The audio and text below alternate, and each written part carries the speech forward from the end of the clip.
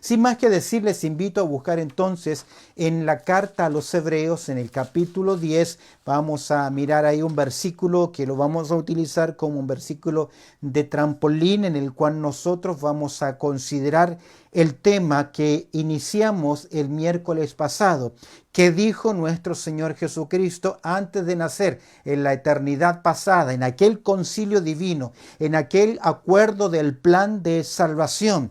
En el libro de Hebreos, en el capítulo 10, recordarles que el capítulo 10 del libro a los Hebreos es una conclusión del argumento del escritor, donde nos va demostrando que la futilidad, el pasado, que todos los sacrificios del pasado sencillamente eran una sombra y que no pudieron solucionar el problema del corazón humano, ya que la sangre de los toros y de los machos cabríos no puede borrar la mancha del pecado. Entonces el Hijo en el tiempo va a decir, capítulo 10, verso 7, entonces dije, esta es la voz del Hijo en la eternidad pasada, he aquí vengo, oh Dios, para hacer tu voluntad. El Hijo de Dios se somete voluntariamente al diseño del plan. El Padre diseñó un plan. El Hijo lo lleva a cabo y el Espíritu Santo lo aplica. Dice capítulo 10 de Hebreos, verso 7. Entonces dije, he aquí vengo, oh Dios, para hacer tu voluntad. Y agrega lo siguiente, como en el rollo del libro está escrito de mí. El rollo del libro es una expresión para decir lo que tú fuiste revelando en el pasado a través de tu palabra. Cuando estudiamos la Biblia, cuando estudiamos la palabra de Dios, cuando leemos las Escrituras, podemos darnos cuenta de tres cosas importantes en el contexto general, en el estudio general de la palabra de Dios. En primer lugar, que los 66 libros de la Biblia, la revelación escrita de Dios, la Biblia tiene un tema central para alabanza de la gloria de su gracia. Dios dice, cuando crea al hombre, lo hice a imagen, conforme a mi semejanza, con mi propósito, para alabanza de su gloria. Dios creó todas las cosas para alabanza de la gloria de su nombre. Es por eso que el pueblo del Señor, cuando se reúne, debe dar gloria a Dios. Y en la iglesia, la gloria es para el Señor. Y en la vida diaria, el creyente, si comemos, si bebemos, si hacemos cualquier otra cosa, siempre en mente que lo hacemos para la gloria de Dios. La Biblia tiene un tema central, la gloria de Dios. Todo fue creado para la gloria de Dios. Los cielos cuentan ¿qué cosa? La gloria de Dios, y el firmamento anuncia la obra de sus manos. Ahora, la Biblia tiene un tema central, la gloria de Dios, pero también la Biblia tiene un propósito principal. El propósito principal a través de las páginas de la Biblia es buscar al hombre que se ha revelado, al hombre que ha caído, al hombre que es pecador. Es por eso que inmediatamente cuando el hombre peca, capítulo 3 de Génesis, verso 9, Dios viene a buscar al hombre y pregunta, Adán, ¿dónde estás tú? Y al cerrar el libro de Apocalipsis, la Biblia nos dice que el que tenga sed, venga y beba. Es el gran llamado del Espíritu Santo a través de los labios, a través del accionar de la iglesia, llamando a los hombres. Dios lo dijo en el pasado, el profeta Isaías dice, venid a mí, dice Jehová, y estemos a cuenta. Y en el Nuevo Testamento Jesús nos dice, venid a mí todos los que estáis trabajados y cargados. ¿Por qué? Porque la Biblia tiene un tema central, la gloria de Dios. La Biblia tiene un propósito principal, la salvación del hombre. Y en este punto es importante, ya que la Biblia tiene una persona central. Esa persona central que recorre las páginas de las Escrituras a través de profecías, a través de figuras, a través de símbolos, a través de tipos, a través de figuras, es la persona de Cristo Jesús. Es por eso que el Evangelio de Juan, en el capítulo 5, verso 39, Jesús le dice a los judíos, ellas son las que dan testimonio de mí. ¿Recuerdas aquella conversación de Jesús con los discípulos camino a Emaús? Jesús, el resucitado, y estos discípulos que caminaban de regreso porque creían que todo había acabado. Jesús comenzó por el Antiguo Testamento, por la ley, por los salmos, por la palabra de Dios, que era necesario que algunas cosas aconteciesen con respecto a la persona de Cristo Jesús. ¿Por qué? Jesús lo dice en el capítulo 10, verso 7 de Hebreos. Es necesario, dice él, entonces y aquí vengo, oh Dios, para hacer tu voluntad. ¿Cuál voluntad? La que está escrito en los rollos del libro, que está escrito, dice Jesús, acerca de mí. En otras palabras, Jesús es avalado, su persona, su proceder, por todo el peso de las Escrituras. Sin duda alguna, todas las Escrituras giran en torno a la persona de Cristo Jesús. De hecho, todo el Antiguo Testamento, los 39 libros del Antiguo Testamento, si podemos darle un título, podemos decir con respecto a Jesús que son la preparación de la venida del Redentor. Todos los libros del Antiguo Testamento van preparando el camino de la persona de Cristo Jesús. Cuando llegamos a los evangelios, Mateo, Marcos, Lucas y Juan, ya no es la preparación de la venida del Redentor, sino que es la manifestación de la venida del Redentor. Son una pequeña biografía con enfoques diferentes para decirnos, sí, fue así como Dios lo dijo, se cumplió, es así, Dios lo anunció y se cumplió. Los evangelios son entonces la manifestación de la vida del Redentor, mientras que el libro de los Hechos, del accionar del Espíritu Santo a través de los apóstoles, se convierte en la propagación de la obra del Redentor. El Antiguo Testamento, la preparación, los evangelios, la presentación, en los libros de los Hechos, la proclamación de la persona de Cristo Jesús, mientras que las epístolas, partiendo con todas las epístolas, Romanos, Corintios, Gálatas, hasta libros de Judas, las epístolas son la parte pedagógica del ministerio de Jesús, la explicación de la obra del Redentor. Finalmente, cuando llegamos al libro de Apocalipsis, es la consumación de la obra del Redentor. Todo lo que Dios dijo en el pasado. Y permíteme en el día de hoy que consideremos juntos cuáles fueron los pasos de la profecía. ¿Qué fue lo que Dios fue revelando con respecto a la persona de Cristo Jesús? Si usted y yo tomamos el Antiguo Testamento y estudiamos los 39 libros del Antiguo Testamento, veremos suficiente evidencia de la persona de Cristo Jesús. De hecho, todos los conocedores de la palabra de Dios en el tiempo de Cristo, los fariseos, los escribas, los intérpretes de la ley, tenían suficiente evidencia escritural del Antiguo Testamento para haber reconocido a Jesucristo, el Hijo de María, como el verdadero Mesías. ¿Cuáles son los pasos de la profecía? Si nos remontamos entonces al primer libro de la Biblia, nos vamos a encontrar con la primera profecía acerca de Cristo Jesús. En Génesis, en el capítulo 3, versículo 15.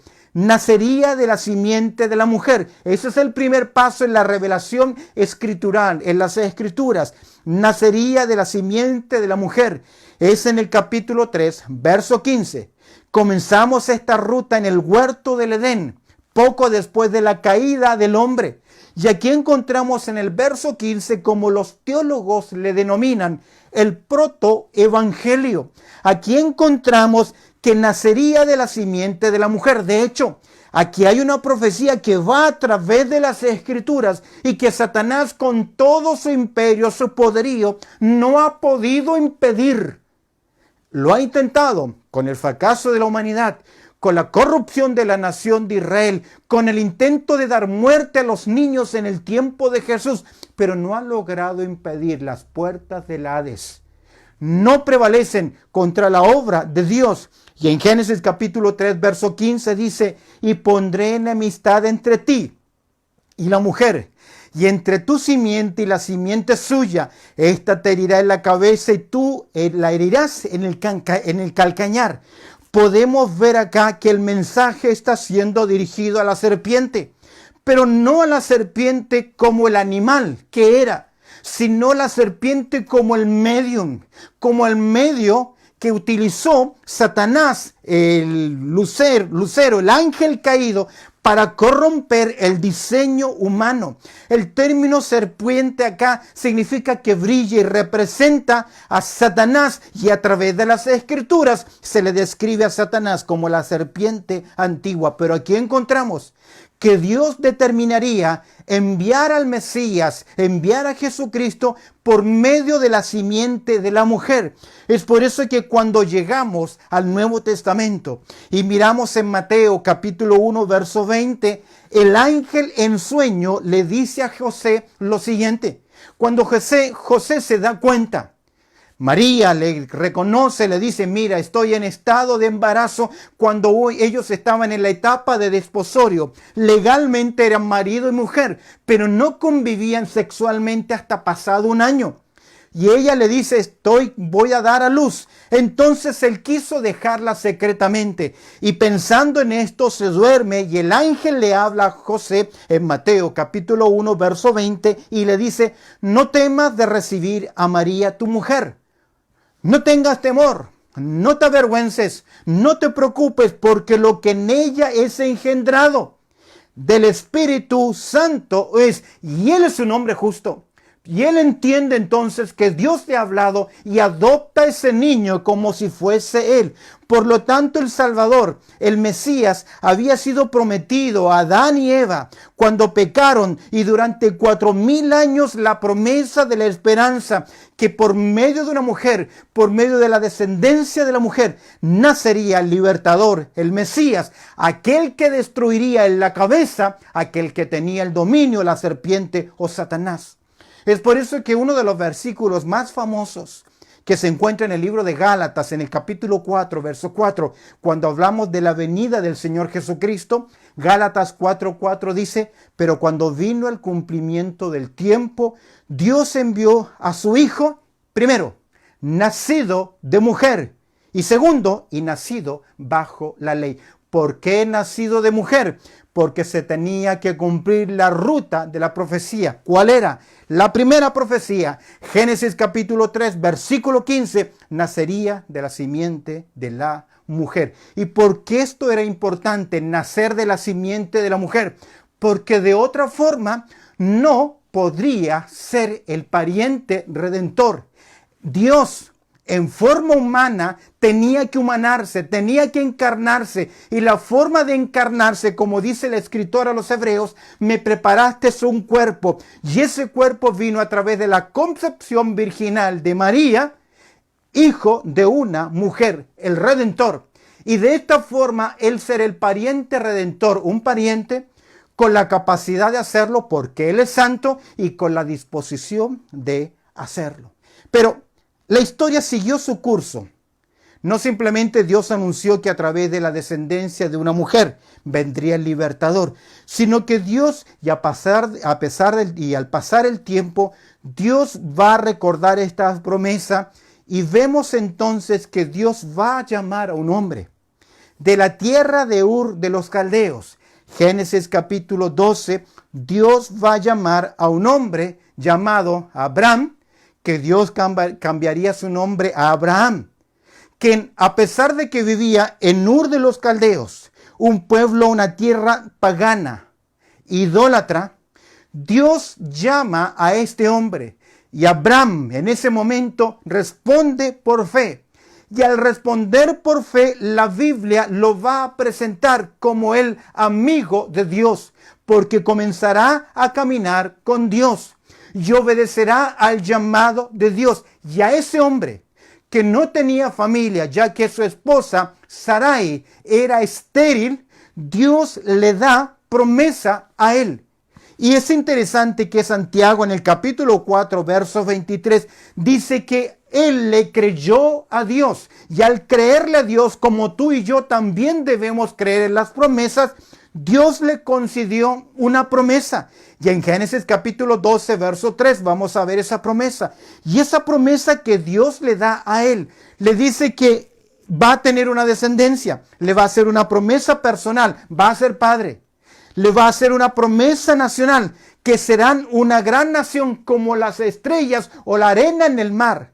Pero también le va a hacer no simplemente una promesa personal, una promesa nacional, sino que a través de él va a hacer una promesa universal. Ya que en el capítulo 12, verso 3, encontramos ahora que sí, de la simiente de una mujer, pero que esa simiente pertenece ahora al pueblo hebreo, a la nación de Israel, al pueblo judío. Y en el capítulo 12, verso 3, la nación hebrea, que comienza con el llamamiento de Abraham, Dios le dice: y serán benditas en ti todas las familias de la tierra. ¿Por qué? Porque el Mesías, el Salvador, el Rey, aquel que nosotros recordamos en Navidad, nacería de una mujer, pero nacería de una nación, la nación hebrea. Y cuando él nació, todo el pueblo fue bendecido. Es interesante que fue Jesús quien dice lo siguiente: yo he venido para que tengan vida. ¿Y qué más? Y vida en abundancia. Me encanta Juan capítulo 1, verso 16, hablando acerca de Jesús, que dice: porque de su plenitud tomamos todos, gracia sobre gracia.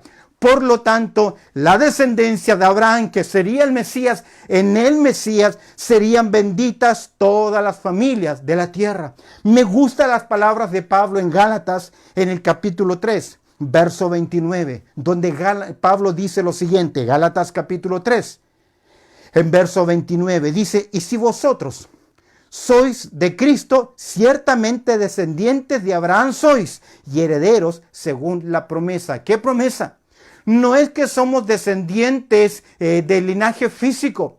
No somos hebreos, no somos judíos, somos gentiles, pero tenemos la misma fe de Abraham. Y a través de la descendencia de Abraham, usted y yo alcanzamos la bendición por medio de la persona de Cristo Jesús. Es por eso que Mateo 1:1 presenta a Jesucristo, hijo de David.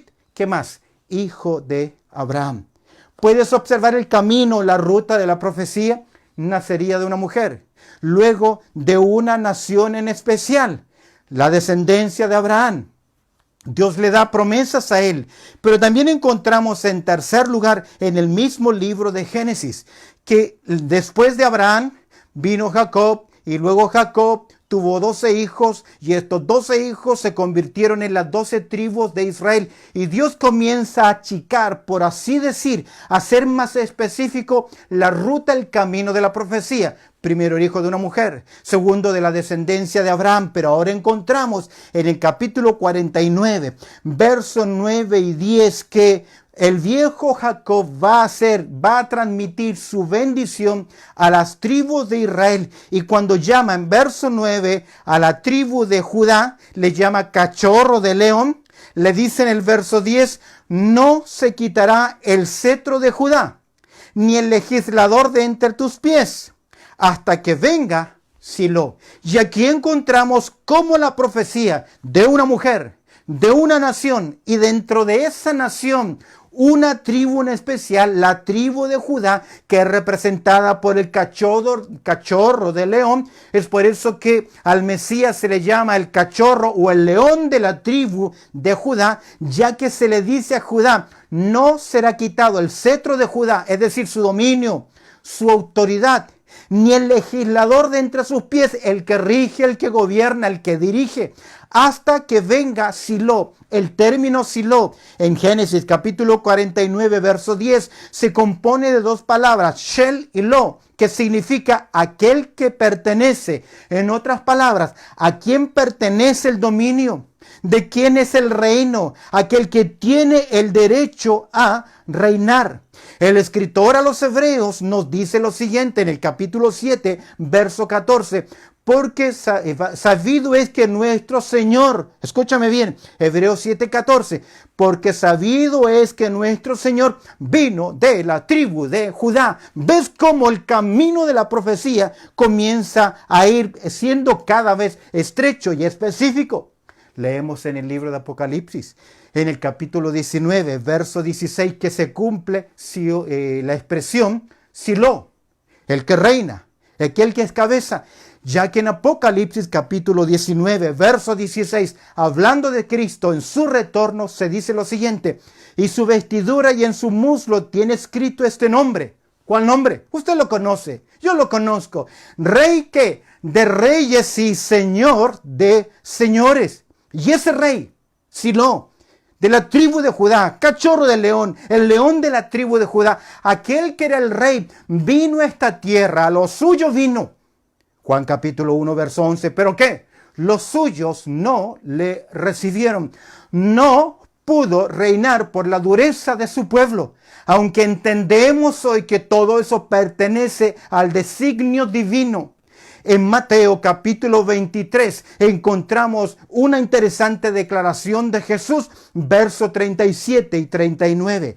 Escucha lo que dice, o abre tu Biblia en Mateo 23, verso 37 al 39. Jerusalén, Jerusalén, que matas a los profetas y apedreas a los que te son enviados. ¿Cuántas veces quise juntar a tus hijos, como la gallina junta sus polluelos debajo de sus alas? Y mira lo que dice al final del verso 37. Y no quisiste. A los suyos vino, y los suyos no le recibieron. Verso 38. He aquí vuestra casa os es dejada desierta. Verso 39. Pero os digo que desde ahora no me veréis hasta que digáis: bendito el que viene en el nombre del Señor. Porque un día Dios cumplirá la profecía de Jacob, cachorro de león. No será quitado el cetro de su autoridad. Es por eso que leemos en Apocalipsis, en el capítulo 1, verso 7. He aquí que viene con las nubes, y todo ojo le verá, y los que le traspasaron, y todos los linajes de la tierra harán lamentación por él. Sí, amén. ¿Por qué? Porque ese cachorro de león de la tribu de Judá viene a esta tierra y tiene la autoridad. Es por eso que el escritor a los Hebreos, en el capítulo 2, verso 8, dice: todo lo sujetó bajo sus pies. Porque en cuanto le sujetó todas las cosas, nada dejó que no sea sujeto a él. Pero todavía no vemos que todas las cosas le sean sujetas. Pero cuando él venga, Pablo lo dice en Filipenses capítulo 2, para que en el nombre del Señor Jesús se doble ¿qué? Toda rodilla de los que están en los cielos y en la tierra y debajo de la tierra. Verso 11, Filipenses capítulo 2, y toda lengua confiese. ¿Qué cosa? Que Jesucristo es el Señor, para gloria de Dios Padre. Los pasos o la ruta de la profecía: primero, una mujer. Segundo, una nación. Y dentro de esa nación, una tribu en especial, la tribu de Judá. Y dentro de la tribu de Judá, escúcheme bien, un grupo familiar específico. Cuando David quiere construir el templo para adorar a Dios, Dios le dice que no. Pero a David y a su descendencia, que pertenece a la tribu de Judá, a su casa, a la casa de Isaí, a la descendencia de David, Dios le hace una promesa. Segundo de Samuel, capítulo 7, versos 12 y 13. Observa lo que dice. Segundo de Samuel, capítulo 7, versículos 12 y 13. Y cuando tus días sean cumplidos, Dios se lo dice a David, y duermas con tus padres, mira lo que le promete: yo levantaré después de ti a uno de tu linaje, el cual procederá de tus entrañas, y afirmará su reino. Verso 13, y edificará casa a mi nombre, y yo confirmaré para él el trono y su reino. Tres cosas: casa, trono y reino. De hecho, Jeremías escribe en el capítulo 23, verso 5, he aquí que vienen días que Jehová, en que levantará a David renuevo. Tal vez tierra seca, sin fruto aparente, Dios levantará un renuevo justo y reinará como rey, el cual será dicho y hará juicio y justicia en la tierra. En Isaías capítulo 11, verso 1, lo puedes comprobar. Saldrá una vara del tronco de Isaí, un vástago retoñará de sus raíces. ¿Qué está diciendo Dios? Dios iba a levantarle a David, primero una mujer, segundo una nación, luego una tribu en especial, y de esa tribu una familia en especial, la casa de David. el trono de David, el reino de David. Y en Isaías capítulo 11, verso 2 dice, y reposará sobre él el espíritu de Jehová, espíritu de sabiduría, de inteligencia, espíritu de consejo, espíritu de poder, espíritu de conocimiento y temor de Jehová.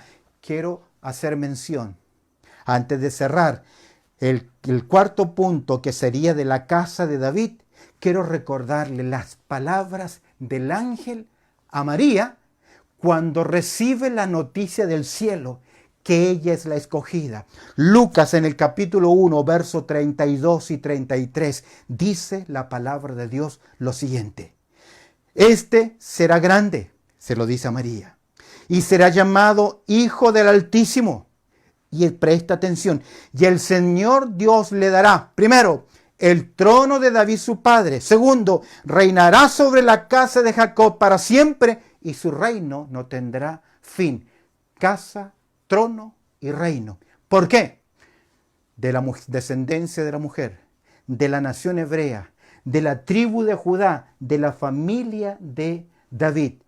Quiero que sea, y la profecía fue mucho más específica, porque se nos dicen 4 declaraciones importantes, pero antes que naciese Jesús, por lo menos 450 años antes del nacimiento de Cristo. ¿Sabes qué es lo que Dios dijo?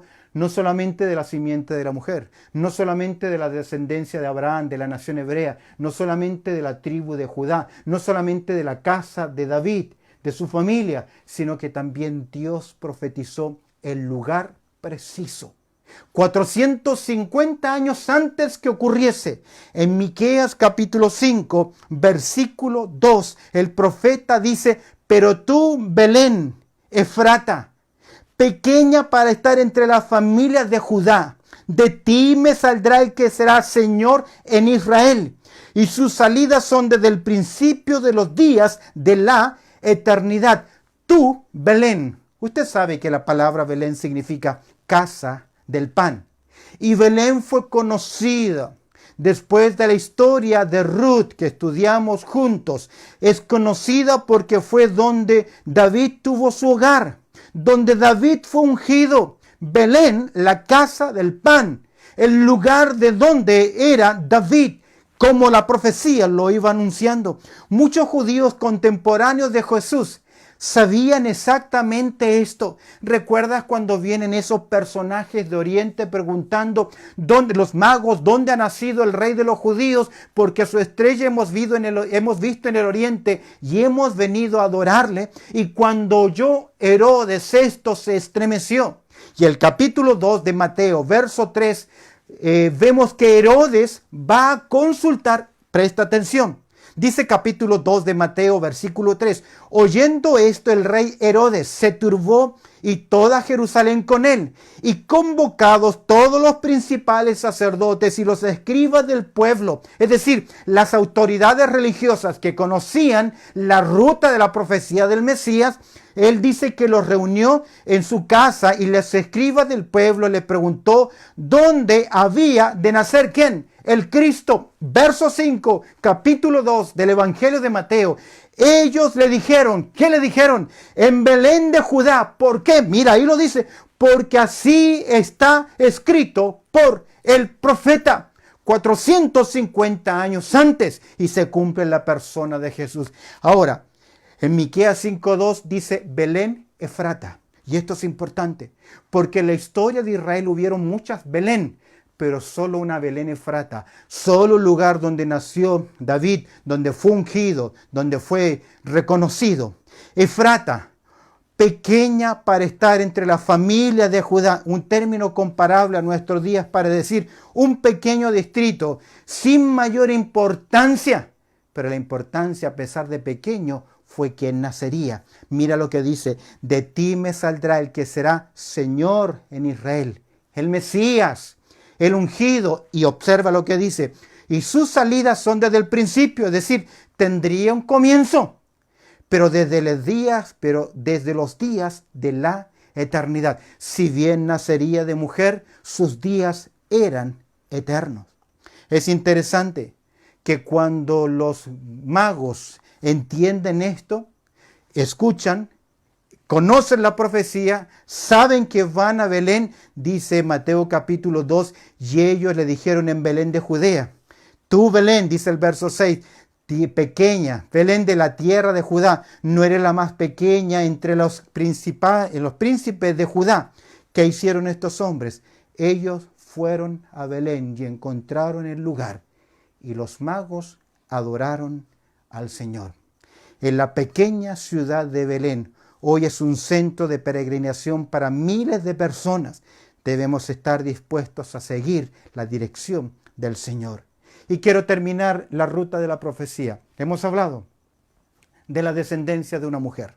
Segundo, de una nación en especial, la descendencia de Abraham, los hebreos.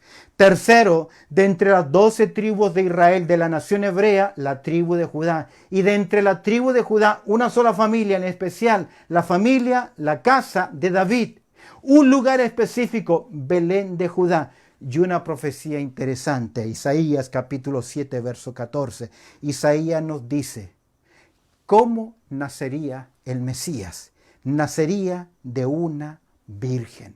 En el capítulo 7, verso 14, dice la palabra de Dios, por tanto, Isaías profetiza aproximadamente 700 o 750 años antes de Cristo. Por tanto, el Señor mismo dará señal. La señal que Dios va a dar es mucho más que la casa de Acaz en el contexto. Sería una señal para la nación de Israel. Por tanto, el Señor mismo dará señal. ¿Cuál será esta señal? He aquí que la Virgen concebirá. Algunas versiones traducen la palabra doncella o joven.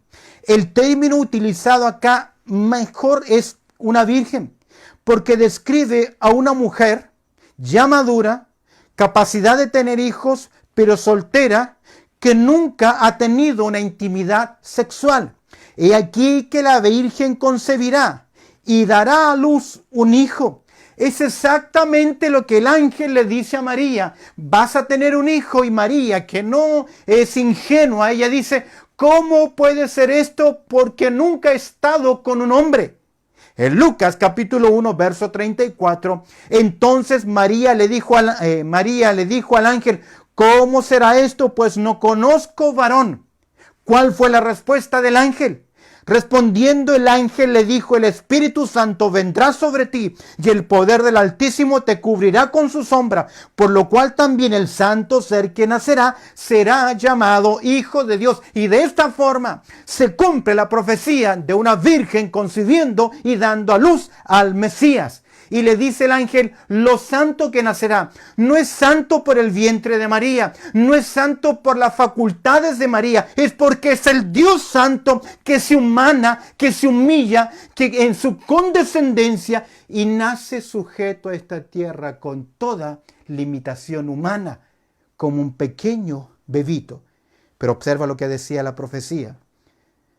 Por tanto, el Señor mismo, Isaías 7:14, os dará señal, y aquí la Virgen concebirá y dará a luz un hijo y llamará su nombre, ¿cómo?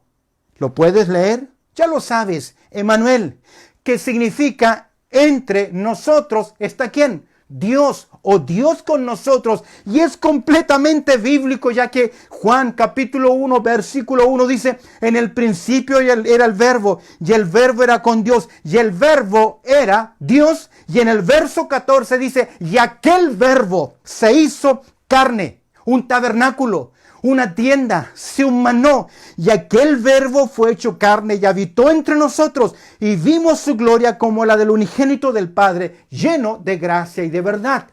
Jesucristo es una persona teoantrópica, es Dios ha hecho hombre en esta tierra. Es por eso que Pablo exclama en 1 Timoteo capítulo 3, verso 16, e indiscutiblemente grande que es el misterio de la piedad. Dios fue manifestado en carne. Queridos, en Mateo capítulo 1, versos 22 y 23 dice así, y todo esto aconteció para que se cumpliese lo dicho por el Señor, por medio del profeta cuando dijo, Mateo 1, verso 23, y aquí una virgen concebirá y dará a luz un hijo y llamará su nombre Manuel, que traducido es como Dios con nosotros. De esta forma, el evangelista muestra el cumplimiento de la ruta de la Navidad. Qué interesante. Nacería de la simiente de una mujer, de una nación en especial, la descendencia de Abraham, los hebreos, de una tribu en especial, la tribu de Judá, de una familia en especial, la familia de David, en un lugar específico y de una forma especial. ¿Para qué? Para que los hombres puedan ver que Dios lo dijo anticipadamente, lo anunció y en el tiempo se cumplió. La Navidad es el punto de entrada para la cuna y la cruz. La Navidad por la Navidad podemos percibir su concepción virginal y naturaleza sin pecado, que da vida a este Hijo de Dios que muere por nosotros. Y este Jesús, que nació en humildad, le dijo al Padre: vengo para hacer tu voluntad. Es por eso que Pablo escribe: y en la condición de hombre se humilló a sí mismo, haciéndose obediente hasta la muerte y muerte de cruz. El mejor regalo de la Navidad es la profecía cumplida en la persona de Cristo Jesús. Y Él nos dice: entonces dije, he aquí vengo, Dios, para cumplir tu voluntad, como está escrito en el libro, en el rollo, dice, escrito de mí. Amén. Alabado sea el nombre del Señor por su fidelidad y por el cumplimiento de su palabra. Amén. Bendito Padre Celestial, te agradecemos por la ruta de la profecía del nacimiento de Jesús. Solamente hemos visto 5 profecías, 6 profecías, 6 pasos, pero podemos ver cómo se cumplieron literalmente, porque tú eres un Dios de promesa, un Dios que mantiene sus promesas, un Dios que cumple sus promesas. Y te agradecemos por la ruta de la profecía, porque nos lleva a Belén, nos lleva a la cuna, nos lleva a María, nos lleva a aquel milagro de la concepción y a través de este medio llevar a la persona de Cristo Jesús a la cruz y pagar nuestra deuda de pecado. Te damos gracias, Señor, recibe tú la gloria y te agradecemos por lo que tú eres.